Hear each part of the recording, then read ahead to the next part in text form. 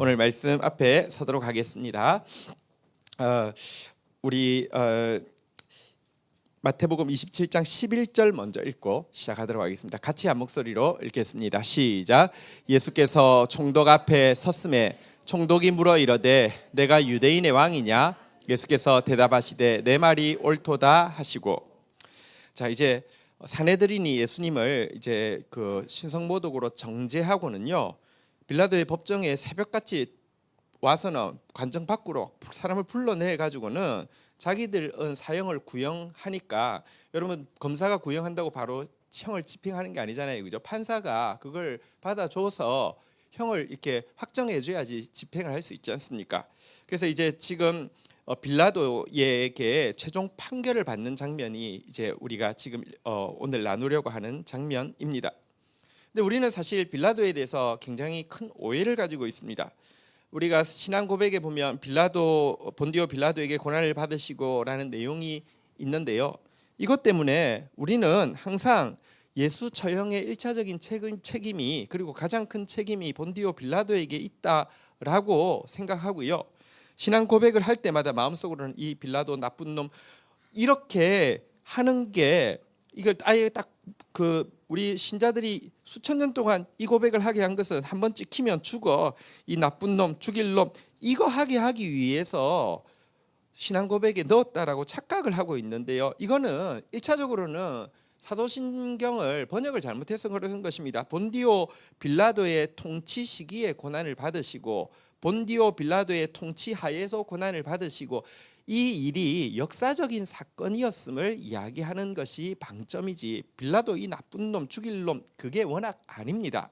또 한 가지, 성경을, 이 빌라도의 이 재판 과정에 대한 성경 기록들이 쭉 복음서에 다 있는데요, 이걸 취합해서 제대로 보지 않고 단편적으로 본 것에서 생긴 오해입니다.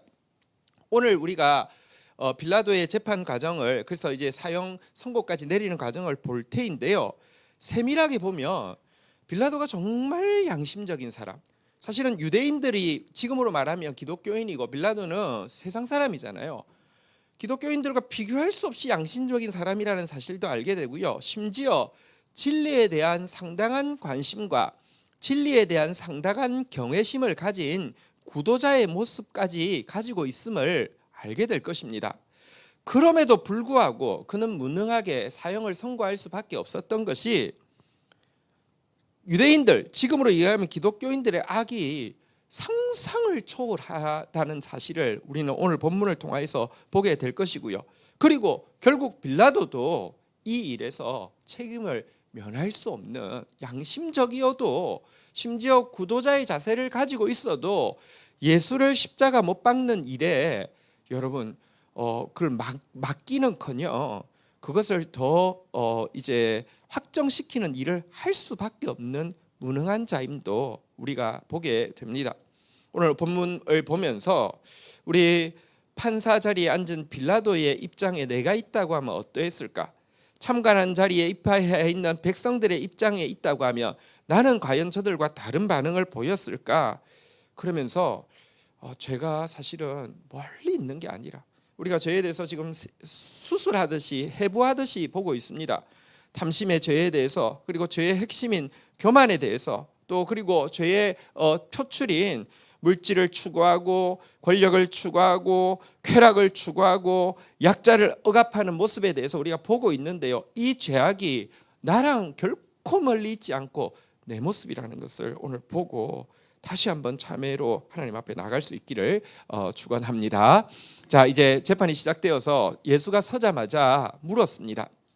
네가 유대인의 왕이냐? 굉장히 중요한 그 신문이죠. 그런데요, 이 신문을 하자마자 예수님이, 한번 따라하겠습니다. 내 말이 옳도다, 이렇게 대답을 해버렸습니다.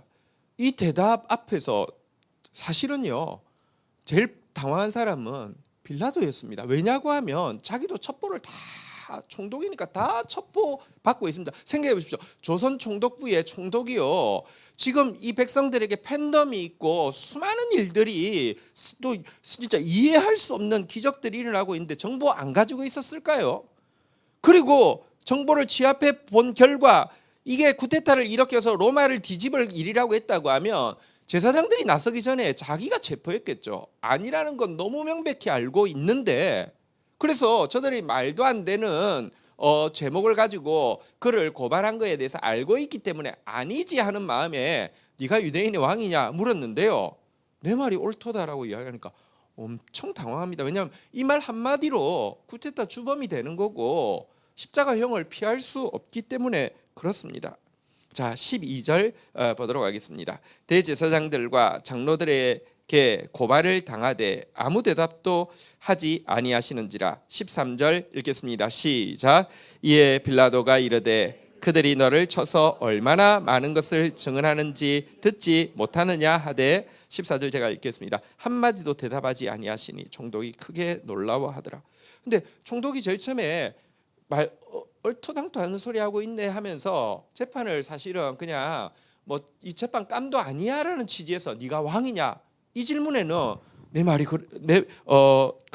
예수님께서 내 말이 옳도다라고 이야기했지만 그 이후에 구체적으로 막 여러 가지 고발들을 하는 거에 대해서는요 한마디도 안 하는 것, 이것이 또 총독을 도리어 더 놀라게 했습니다. 너무 불리한 말들을, 그리고 얼토당토하는 말을 하는데 아무 말을 대답하지 않으니까 크게 놀라워하면서 이게 뭐지? 이렇게 이야기하고 있는데요. 사실 병행 본문 요한복음을 보면 훨씬 더 이렇게 자세히 이 상황을 이야기하고 있습니다. 빌라도가 네가 유대인의 왕이냐라고 질문할 때에 요한복음 18장 34절에 가면 예수님께서 이렇게 이야기하셨습니다. 예수께서 대답하시되 이는 내가 스스로 하는 말이냐 다른 사람들이 나에 대하여 내게 한 말이냐, 네가 유대인의 왕이냐 할 때 예수님께서 이 질문을 먼저 하셨습니다. 너가 알고 싶은 거니 다른 사람 말 듣고 하는 거니, 너가 그렇게 생각하는 거니 다른 사람 말 듣고 하는 거니, 스스로 지금 이 말을 하는 거니, 이렇게 이야기합니다. 그래서 굉장히 좀 속마음을 좀 들킨 것 같은 느낌이 드니까 한 발짝을 뺍니다. 35절 한번 볼까요? 빌라도가 대답하되 내가 유대인이냐? 너 유대인도 아닌데 내가 무슨 그런 생각을 하겠어?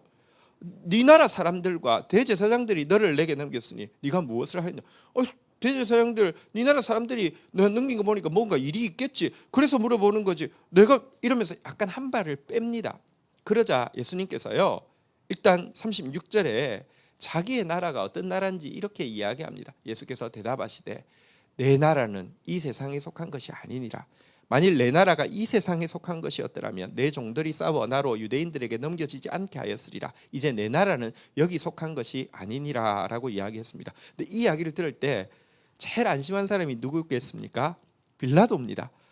그러니까 네가 왕이라고는 했지만 그 말은 실제 왕은 아니라는 말이지, 이런 뜻에서요 37절 같이 한번 읽도록 하겠습니다. 읽겠습니다. 시작. 빌라도가 이르되 그러면 내가 왕이 아니냐? 예수께서 대답하시되 내 말과 같이 내가 왕이니라. 내가 이를 위하여 태어났으며 이를 위하여 세상에 왔나니 곧 진리에 대하여 증언하려 함이라. 무릇 진리에 속한 자는 내 음성을 듣느니라 하신대.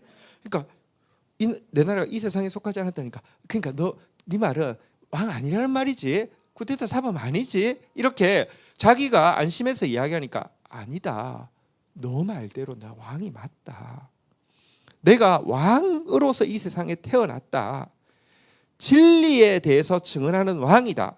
그러면서 이렇게 이야기합니다. 무릇 진리에 속한 자는 내 음성을 듣느니라 라고 이야기하면서 지금 다른 사람들의 고소에 대해서는 일절 반응하지 않지만 빌라도의 질문, 네가 왕이냐? 이 질문 속에 사실은 빌라도가 궁금했던 것이 있다는 것을 알고 있습니다. 그래서 너 속마음이 뭐냐? 무릇 진리에 속한 자는 내 음성을 듣느니라 그러는데 너 진리에 관심이 있느냐? 이렇게 몰아붙이는 것입니다. 그러자 빌라도가 이렇게 이야기합니다. 38절 한번 볼까요? 빌라도가 이르되 진리가 무엇이냐 하더라. 진리가 뭐냐? 근데 그때 예수님께서 아무 말씀도 안 하셨습니다. 근데 아무 말씀 안 한다고 이 사람이 막 찔러놓고는 수습이 안 되는구나, 생각이 없구나가 아니라 아무 말 안 하는데 더 크게 들리는 거 있잖아요. 진리가 무엇이냐 하는데 예수님이 그냥 조용히 그를 바라보고 계시는데 그는 그의 영혼이 느낄 수 있습니다.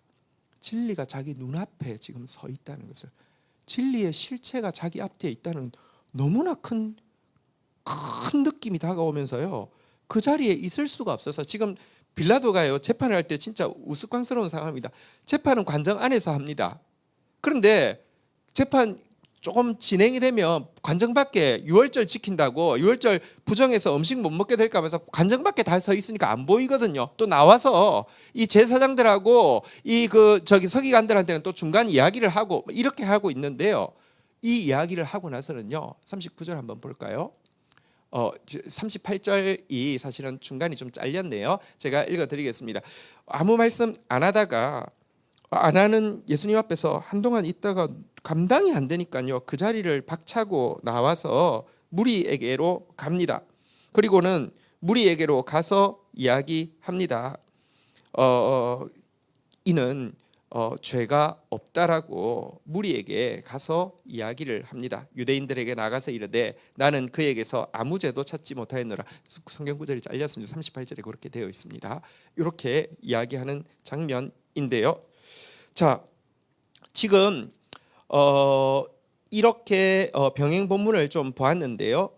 자, 그러고는 이제 더 이상 이 재판을 진행하지 않기 위해서 빌라도가 택한 방법이 하나 있었습니다. 그게 뭐냐고 하면요, 예루살렘에 지금 헤롯 왕이 와 있다는 것입니다. 와, 내가 지금 피 흘리는 이 불법한 재판에 남지 않을 수 있는 좋은 방법이 생긴 것입니다. 상황을 조금 설명을 드릴게요. 여러분, 이스라엘 지역은 세 군데로 나누어서 지금 통치되고 있었습니다. 유다 지역이 있었고요, 갈릴리 지역이 있었고요, 이두메라고 해서 이 요단강 건너편 지역, 옛날로 하면 다 이스라엘 땅인데 조각조각 내어서 세 명의 헤롯의 아들, 헤롯 대왕의 아들이 다스리게 했습니다. 그래서 분봉왕이라고 합니다. 정식왕은 아니고, 정식왕은 전부를 다스리는 게 정식왕인데 정식왕이 없었습니다. 그런데 유다를 다스리는 분봉왕이 욕심을 내서 저거 아버지처럼 좀 자리를 쥐려고 하다가 로마에게 찍혀서 그 사람은 폐위가 되어버렸고요. 유다 지역은 또 예루살렘이 있다 보니까 워낙 중요하니까 총독이 직할을 하게 되었습니다. 그래서 실은 총독도 있지만 분봉왕도 2명이나 더 있습니다. 그런데 갈릴리의 분봉왕인 헤롯이 와 있다는 겁니다. 엄밀하게 이야기하면 예수님은 갈릴리 출신이니까 자기 소관이 아니라 헤롯 소관입니다. 그래서 헤롯한테 보냅니다. 워낙 이 빌라도하고 헤롯이 관계가 굉장히 안 좋거든요. 원수거든요. 근데 지금은 이 불법한 재판을 하고 싶지 않아서 헤롯에게 보냅니다. 헤롯은 또 사실은요, 굉장히 무능하면서 또 거의 알코올 중독자처럼 살았던 사람이었던 것 같습니다. 그런데 호기심 때문에 데려오라고 해서 데려왔다가는 또 그냥 빌라도에게 다시 토스를 해버리죠. 그래서 이제는 피할 방법이 없었습니다. 책임 안 질 방법이 없자, 자, 오늘 본문으로 이제 돌아가 보도록 하겠습니다. 15절부터 보도록 하겠습니다. 명절이 되면 총독이 무리의 청원대로 제수한 사람을 놓아주는 전례가 있더니, 자, 16절 읽겠습니다. 시작. 그때에 바라바라 하는 유명한 제수가 있는데, 17절 제가 읽습니다. 그들이 모였을 때에 빌라도가 물어 이르되 너희는 내가 누구를 너희에게 놓아주기를 원하느냐, 바라바냐 그리스도냐 하는 예수냐 하니, 18절 읽겠습니다. 시작. 이는 그가 그들의 시기로 예수를 넘겨준 줄을 알미들. 자, 이제 재판을 피할 길이 없자 머리를 생각을 했습니다. 합법적으로 예수를 풀어줄 수 있는 좋은 방법이 있습니다. 유월절이 되면 아무리 큰 죄인이라도 백성이 원하는 사람 한 사람은 풀어줄 수 있는 길이 있습니다. 그래서 너희들 일단 고발했는데 재판하기 전에 재판할 필요 없이 바라바하고 예수 중에 한 사람 풀어줄게라고 이제 이야기를 한 것입니다. 왜 이런 제안까지 하느냐고 하면, 다시 이야기합니다. 첩보 다 받았습니다. 그가 무슨 불의한 사람이나 정치적으로 위협을 주기 위한 사람이 아니라는 것을 잘 알고 있습니다. 그런데도 왜 저들이 예수를 넘기는지 이유도 알고 있습니다. 18절에 잘 나와 있죠. 여러분, 18절에 보니까 왜 대제사장 서기관들이 넘겼다고 빌라도가 파악하고 있습니까? 시기심 때문에. 여러분, 교만한 사람은 반드시 시기가 나오게 돼 있습니다. 나만 다스리고 나만 존경받고 내 말대로 돼야 되는데 사람들이 다 예수께 눈 돌리고 있는 게 감당이 안 되는 것입니다. 이건 줄 알았기 때문에 애를 써서 또 하나의 방법, 이렇게 예수를 풀어줄 수 있는 합법적인 방법을 제시를 하고 있습니다. 게다가 19절에 보면 그의 아내도 상당히 뭐랄까요, 예루살렘의 총독의 아내로 있으면서 사치를 누리거나 아니면 갑질하고 이런 거에 관심이 있었던 것 같지 않습니다. 총독이 재판석에 앉았을 때에 그의 아내가 사람을 보내어 이르되 저 옳은 사람에게 아무 상관도 하지 마옵소서. 오늘 꿈에 내가 그 사람으로 인하여 애를 많이 태웠나이다 하더라. 예수에 대해서 저 옳은 사람이라고 이야기하고 아무 상관도 하지 마십시오. 꿈에 너무 고생했습니다라고 이야기하는 거 보아서 그녀도요, 예수님에 대해서 접하고 있었고 어떤 분인지 궁금해하고 있었고 어쩌면은 그 옳은 사람이라고 이 민감한 재판에서도 이렇게 정서적인 표현을 했다는 것은 상당히 마음이 가 있었던 것을 알 수 있습니다. 어쨌든 살리려고 애를 쓰고 있는데요. 그러나 이 제안에 대해서 백성들은 어떻게 반응하고 있습니까?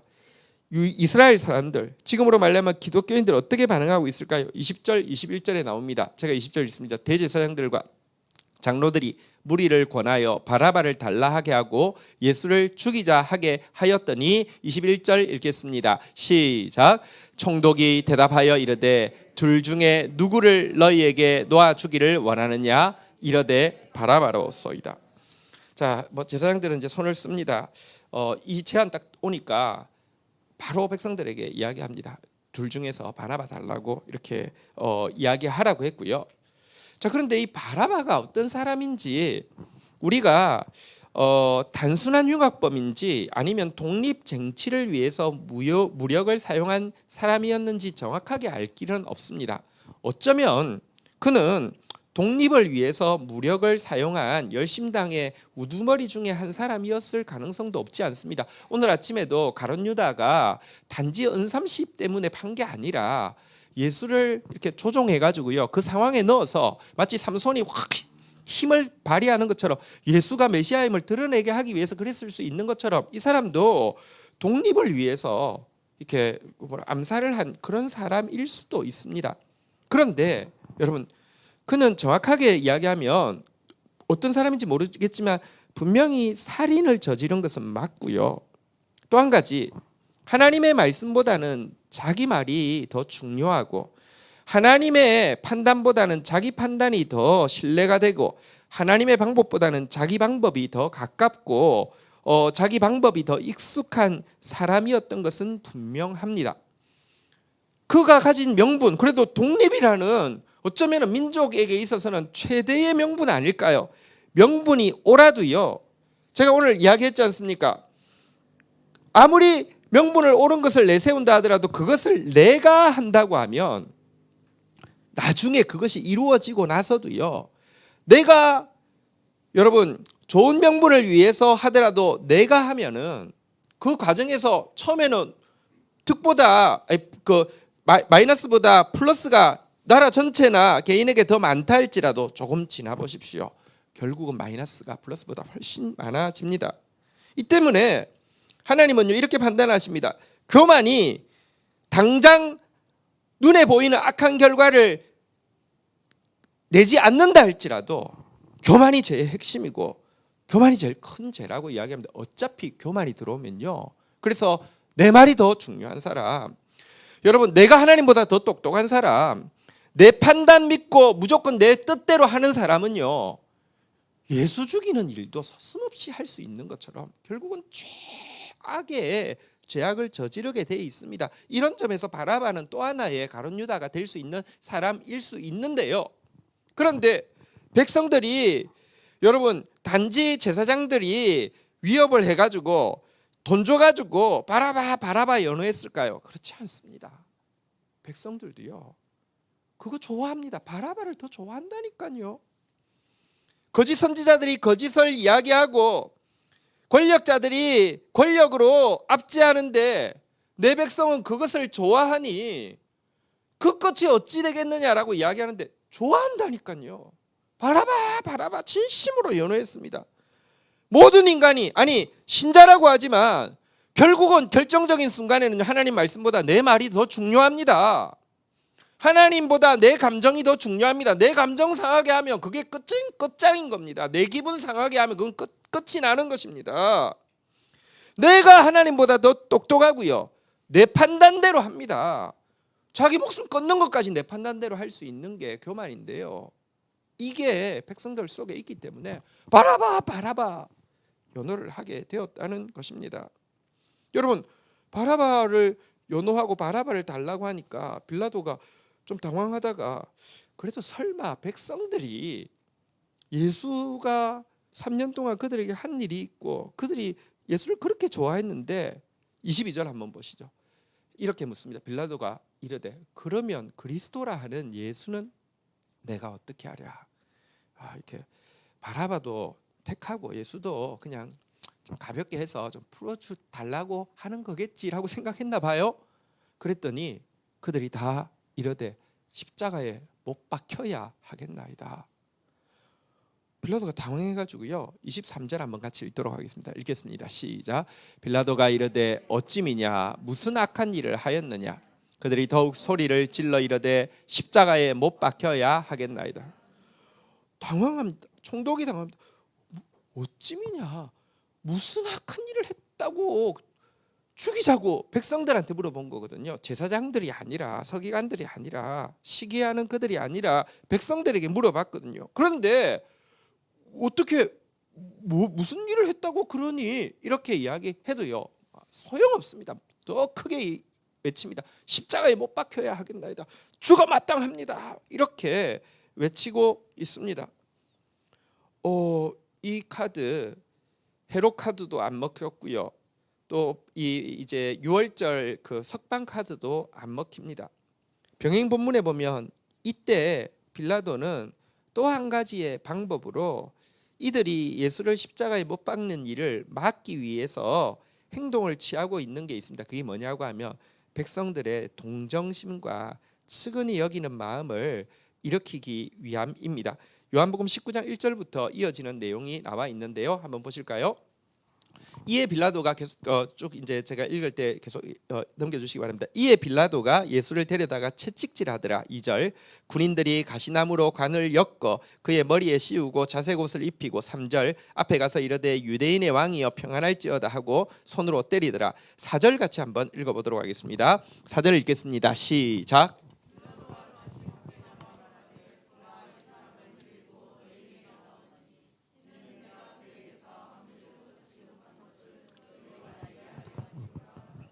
자, 여러분, 채찍질이라는 게 뭐냐고 하면 40에 하나 감안한 건데요, 이거 맞고 난 사람은 거의 초죽음입니다. 온 몸이 다 찢어져 가지고요, 이게 이 채찍 끝에 뼈 조각이나 쇠가 있어서 탁 하면 살에 붙어서 딱 이렇게 뜯어내는 것이기 때문에 이걸 맞은 사람은 그걸 맞다가 죽는 사람도 많을 정도니까요.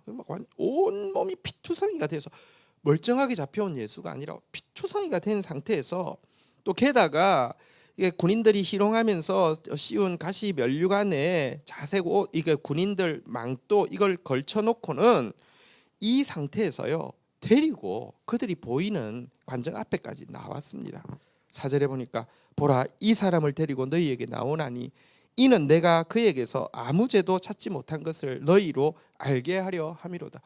막 이렇게 피 흘리는 모습, 그리고 옆에서 나 아무 죄도 못 찾았다 이렇게 이야기하면 사람이, 그래도 매정한 사람도 너무 막 상대방이 너무 이렇게 측은해 보이면 동정심이 발휘될 수 있잖아요. 이렇게 이야기하면서 다시 한번 이야기합니다. 이에 예수께서 가시관을 쓰고 자색 옷을 입고 나오시니 빌라도가 그들에게 말하되, 한번 따라하겠습니다. 보라 이 사람이로다. 여러분, 이상으로는 막 적을 만들고 공격할 수 있지만, 인터넷상에서는 막 댓글 하면서 막 악플을 달 수 있지만, 눈과 눈이 마주친 상태에서는 그러기가 힘들잖아요, 그죠? 백성들 앞에 예수를 세워놓고는 보라 이 사람이로다라고 하면서 아이 컨택을 시키고 있습니다. 이 모습 보고 불쌍하지 않냐? 이 모습 보고도 죽이라는 말이 나오냐? 이제 이렇게 하고 있는 것입니다. 동정심을 발휘시키기 위해서 이걸 하고 있죠. 하지만 하나님의 백성이라고 하며 또 그 하나님은 사랑이라고 하는 그 믿음을 가진 이스라엘 백성들에게 조금도 이 말이 통하지 않습니다. 6절에 보니까요, 이 예수님과 아이 컨택하고 이야기합니다. 대제사장들과 아랫사람들이, 백성들이 예수를 보고 소리질러 이르되 십자가에 못 박으소서, 십자가에 못 박으소서 하는지라. 빌라도가 이르되 너희가 친히 데려가서 십자가에 못 박으라. 나는 그에게서 죄를 찾지 못하였노라. 7절 한번 보도록 하겠습니다. 읽겠습니다. 시작. 유대인들이 대답하되 우리에게 또 법이 있으니 그 법대로 하면 그가 당연히 죽을 것은 그가 자기를 하나님의 아들이라 함이니라. 여러분, 아이 컨택하고 또 십자가에 못 박아서, 십자가에 못 박아서, 난 못 박는다. 너네들이 박아라. 죄 없다. 죄를 고발한 게 뭐냐면 쿠데타 사범이라는 것인데, 쿠데타 사범 아니라는 게 너무 분명하니까 죄 없다라고 이야기하니까 유대인들이 이렇게 이야기합니다.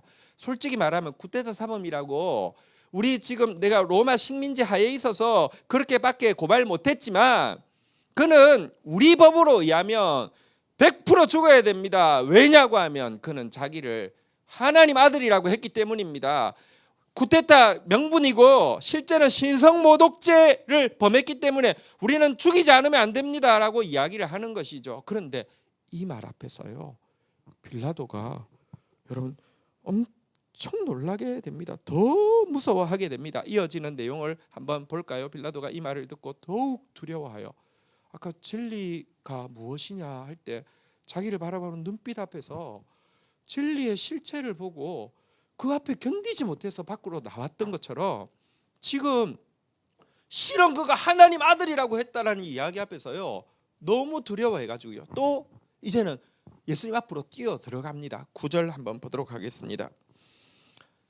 다시 관정으로 들어가서 예수께 말하되 너는 어디로서부터냐 하되 예수께서 대답을 주지 아니하시는지. 너 어디서 왔냐? 너 누구냐? 이런 말이죠. 근데 예수님 대답을 하지 않습니다.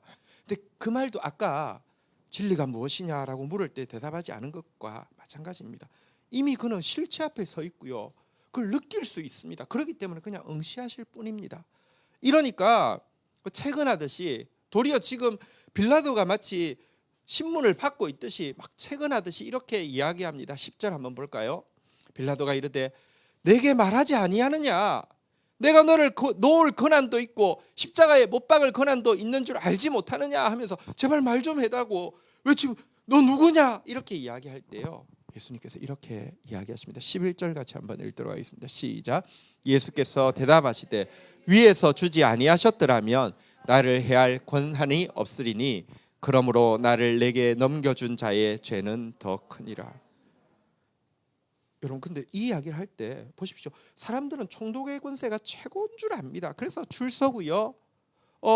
그리고 아부하고요. 또 그 자리에 가면 또 배신하고 이게 인생사 아닙니까? 근데 하나님의 아들이라고 해서 죽인다라고 유대인들이 이야기하고 하는데 예수님 이야기를 들어보니까 총독은 아무것도 아니고요. 더 위에 있는 권세를 실체처럼 보고 느끼고 있는 이분 앞에서 그는요 정말 훨씬 더 두려움과 점점 더 확신이 들어오고 있는 그런 느낌을 그가 받게 되는 것을 보게 됩니다. 자, 그러자 이제 무리 앞으로 또 나옵니다. 견디질 못하니까요. 그래서 애를 씁니다. 무리를 설득하려고 하고 막 그 고집을 피우면서 나 재판 못한다고도 이야기하고 하니까요. 12절 한번 볼까요? 자, 12절 보겠습니다. 이러므로 빌라도가 예수를 놓으려고 힘썼으나 나와서 막 화도 내보고 막 재판 접는다고도 이야기하고 뭐 얼음장도 놓고 애원도 하고 힘썼으나 유대인들이 소리질러 이르되 이 사람을 놓으면 가이사의 충신이 아니니이다. 무릇 자기를 왕이라고 하는 자는 가이사를 반역하는 것입니다. 신문 초창기에 네가 왕이냐고 했을 때 왕이라고 했잖아요, 그죠? 이거 한 게 일단 증거만 오류가 되는 게 아니라 재수 없으면 정치적으로 잘못 줄을 서면 자기도 처형될 수 있습니다. 그러니까 압박을 쿠데타 사범 감싸지 말라고 압박을 하는 것이죠. 이제는 판결 외에는 방법이 없습니다. 판결석에 앉았습니다. 판결석에 앉은 빌라도의 모습을 한번 보실까요? 13절 한번 보십시오. 13절입니다. 이어지는 요한복음 19장 13절. 빌라도가 이 말을 듣고 예수를 끌고 가서 돌로 깐 들, 히브리 말로 가바다에 있는 재판석에 앉아 있더라. 이제 최종 판결을 위해서 재판석에 자기는 앉았고 예수님 돌이 깔려 있는 그 위에 딱 이제 서 있습니다. 자, 이어서 이렇게 판결을 합니다. 이날은 유월절의 준비일이요 때는 제6시라. 빌라도가 유대인들에게 이르되, 한번 따라하겠습니다. 보라, 너희 왕이로다. 판결하기 전에 마지막으로 이제는 그 민족 의식에 이제 의지를 합니다. 유월절이라는 것은 그들이 애굽으로부터 구원받은 날이잖아요, 그죠? 사실 지금 로마에 지배당하고 있잖아요. 이들에게 여러분 그 유월절이 되면 우리 주님께 하나님께서 권능을 베푸셔서 우리에게 과거에 있었던 것처럼 로마에서 해방되어지는 그런 은혜가 있기를 원합니다. 그런 소원이 왜 없겠습니까? 그거 아니까 보라, 너희 왕이로다라고 하면서 너희 왕인데 이방인인 내가 죽여야 되겠느냐, 이제 이런 투로 한 번 더 그러니까 읍소를 하는 것이죠. 너희 왕이로다. 민족 의식에 깃대어서 이렇게 하자. 15절 보십시오. 제사장들이 얼마나 악한지, 여러분 백성들이 얼마나 악한지 그들이 소리 지르되 없이 하소서, 없이 하소서, 그를 십자가에 못 박게 하소서. 빌라도가 이르되 내가 너희 왕을 십자가에 못 박으랴. 너희 왕이라고 또 한 번 더 이야기합니다. 너희 백성이잖아. 너희 지금 식민지 압제당하고 있고 이 사람은 너희 위하는 사람이잖아. 이방인인 내가 너희 백성을 학살하는 일을 꼭 해야 되겠느냐라고 하니까 제사장들이 옆에서 웃으면서 이렇게 이야기합니다. 가이사 외에는 우리에게 왕이 없나이다. 어떻게 이런 말을, 어떻게 이런 아첨을 할 수 있습니까? 하나님을 왕으로 고백하는 이스라엘 백성의 종교 지도자가요, 대제사장이 가이사 외에는 우리에게 왕이 없나이다 라고 하면서, 이 말은 또 지금 스스로 왕이라고 하는 저자를 만약에 당신이 계속 두둔한다고 하면 우리도 가만 안 있을 겁니다. 쿠데타에 동조했다고 우리도 가만 안 있을 겁니다. 꼬질 겁니다. 이런 압박과 함께 여러분 회유를 이제 하는 이 말이죠. 할 방법이 없지 않습니까? 뭘 어떻게 하겠습니까? 그래서 이제 오늘 본문으로 가보도록 하겠습니다. 이제 빌라도는 판결을 내립니다. 24절입니다. 오늘 본문 24절 읽도록 하겠습니다. 읽겠습니다. 시작. 빌라도가 아무 성과도 없이 도리어 밀란이 나려 하는 것을 보고 물을 가져다가 무리 앞에서 손을 씻으며 이르되 이 사람의 피에 대하여 나는 무죄하니 너희가 당하라. 할 수 있는 방법 다 한 것 같지 않습니까? 할 수 있는 방법 이 정도 이상 어떻게 할 수 있을까요? 어쨌든 다 했습니다. 아무것도 안 통합니다. 무슨 헤롯한테 넘겨도 안 되고, 유월절 전례를 가지고 풀어준다고 해도 안 되고, 동정심을 일으켜도 안 되고, 민족 의식을 막 해도 안 되고, 무조건 죽이겠다는 것입니다. 무조건 죽이겠다는 것입니다.